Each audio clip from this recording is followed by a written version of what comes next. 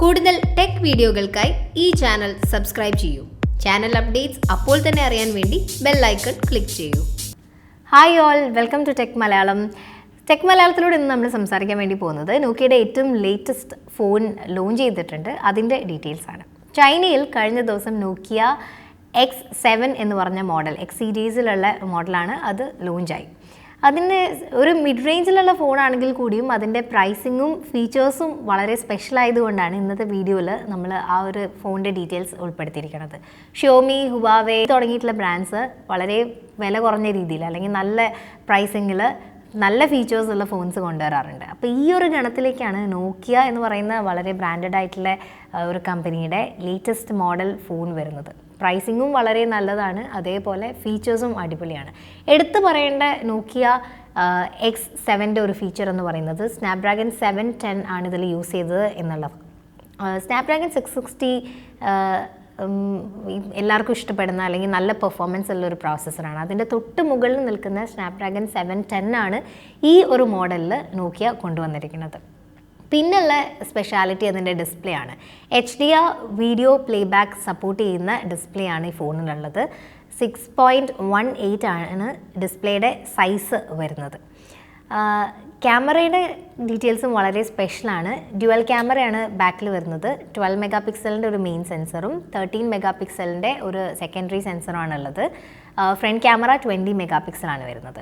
OISഉം അതുപോലെ EIS, optical image സ്റ്റെബിലൈസേഷനും EIS, electronic image സ്റ്റെബിലൈസേഷനും, ഈ രണ്ട് ടെക്നോളജിയും ഒരേ സമയം ഈ ഒരു ഫോണിൽ കൊണ്ടുവന്നിട്ടുണ്ട്. ഈ മിഡ് റേഞ്ചിലുള്ളൊരു ഫോണിൽ, ഈ ഒരു പ്രൈസ് റേഞ്ചിൽ വരുന്ന ഫോണിൽ ഈ ടെക്നോളജി കൊണ്ടുവരിക എന്ന് പറഞ്ഞാൽ തന്നെ വലിയൊരു കാര്യമാണ്. കാരണം അത്രയും ഹൈടെക് ആയിട്ട് ഈ ഒരു പ്രൈസിങ്ങും വളരെ കമ്പാരിറ്റീവ്ലി ലോ ആയിട്ട് തന്നെയാണ് ഇവർ കൊണ്ടുവന്നിട്ടുള്ളത്. ഡ്യുവൽ ക്യാമറയിൽ വരുന്ന 13 മെഗാ പിക്സൽ ക്യാമറ സൂമിനുള്ള ക്യാമറയാണ്. ഫോണിൻ്റെ വേരിയൻസിനെ കുറിച്ച് പറയുകയാണെങ്കിൽ 3 വേരിയൻസ് ആണ് ഉണ്ടാകുക. 4GB 64GB വരുന്നത്, 6GB 64GB വരുന്നത്, 6GB 128GB വരുന്നത്. SD കാർഡ് ഇട്ടിട്ട് 400GB വരെ നമുക്ക് മെമ്മറി എക്സ്പാൻഡ് ചെയ്യാനുള്ള ഒരു കപ്പാസിറ്റി കൂടി ഫോണിലുണ്ട്. ഹൈബ്രിഡ് സിസ്റ്റമാണ് സിമ്മിൻ്റെ കാര്യത്തിൽ ഇവർ കൊണ്ടുവന്നിട്ടുള്ളത്. 3500 mAh ബാറ്ററിയാണുള്ളത്. കൂടാതെ ഫാസ്റ്റ് ചാർജിങ് സപ്പോർട്ട് ചെയ്യുന്നുണ്ട്. പ്രൈസിങ്ങിൻ്റെ കാര്യത്തിലേക്ക് വരുവാണെങ്കിൽ ബേസിക് മോഡലായിട്ടുള്ള 4GB 64GB വേരിയൻറ്റിന് 18,000 ആണ് വരുന്നത്. 6GB 64,000 വേരിയൻറ്റിന് 21,000ഉം 6GB 128GB വേരിയൻറ്റിന് 26,000 ആണ് വരുന്നത്. അപ്പോൾ ശരിക്കും ബാക്കിയുള്ള കമ്പനീസിനെ വെച്ച് നോക്കുമ്പോൾ ഏകദേശം ഈ പ്രൈസ് ലെവലിൽ വളരെ ചൈനീസ് കമ്പനീസൊക്കെ നൽകുന്ന പ്രൈസ് ലെവലിലേക്ക് താഴ്ന്നിട്ടാണ് നോക്കിയ ഇതിൻ്റെ ഒരു പ്രൈസിങ് കാര്യങ്ങൾ നടത്തിയെന്ന് പറയാം. വേറൊരു സ്പെഷ്യാലിറ്റി എടുത്ത് പറയേണ്ടത് Android 1 ഇത് വർക്ക് ചെയ്യുക എന്നുള്ളതാണ്, അല്ലെങ്കിൽ പ്യുവർ ആൻഡ്രോയിഡിലായിരിക്കും ഇന്ത്യയിൽ വരിക എന്നുള്ളതാണ്.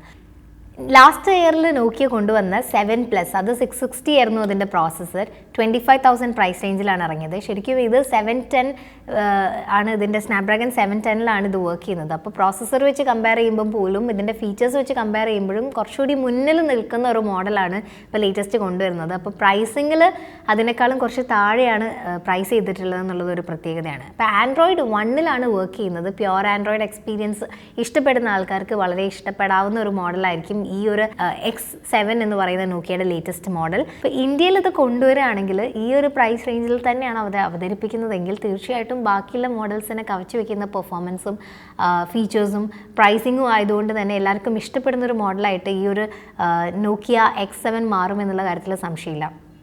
ഇത് കേൾക്കുമ്പോൾ ഒരുപക്ഷെ നിങ്ങൾ ചോദിക്കാൻ സാധ്യതയുണ്ട്, പോക്കോ ഫോൺ വാങ്ങുന്നതല്ലേ ലാഭമെന്ന്. പോക്കോ ഫോണിനെ വെച്ച് പറയുകയാണെങ്കിൽ പോക്കോ ഫോൺ Android 1 അല്ല, പിന്നെ OS ടെക്നോളജി പോക്കോ ഫോണിലില്ല.